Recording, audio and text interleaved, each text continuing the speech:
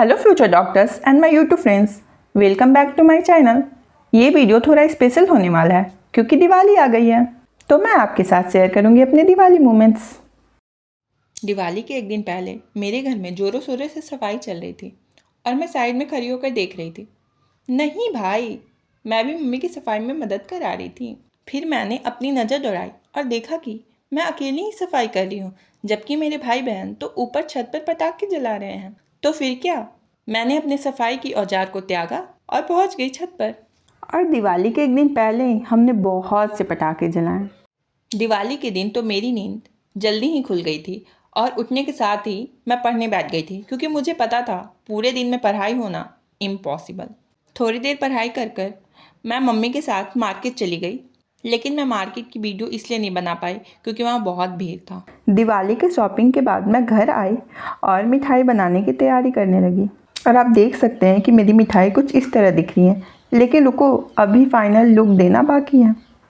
और ये मिठाई तैयार होने के बाद कुछ इस तरह दिख रही है। और आपको ये दिखने में कैसी लग रही है? उसके बाद मैंने पूजा रूम में माता लक्ष्मी के पाव बनाए और फिर मैं माता लक्ष्मी और श्री गणेश की पूजा में सम्मिलित हुई। फिर घर की पूजा खत्म कर मैं मंदिर गई और घर आई तो मुझे पता चला मुझे ही चुक्का भरना है, क्योंकि मेरे भाई बहन तो काम चोर है।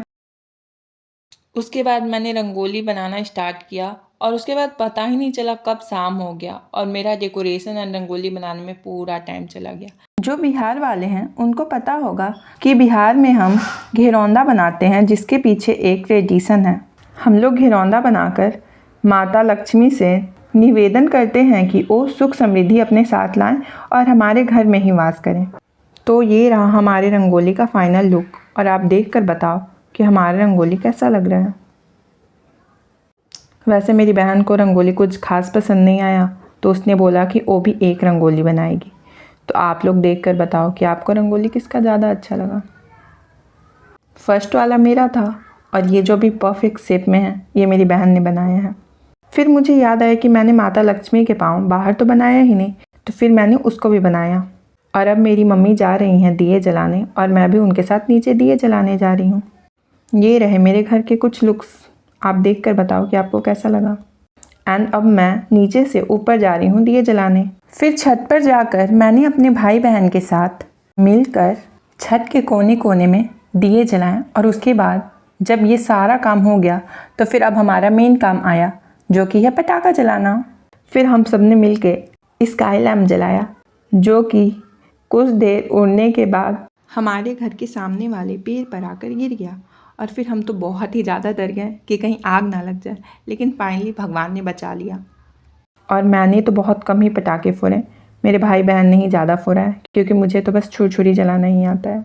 और फिर क्या, हमने दोबारा पटाखे जलाए और बहुत सारी मस्तियाँ की। जैसा कि आप सबको पता होगा कि अब दिवाली चली गई है तो अब छठ आने वाला है।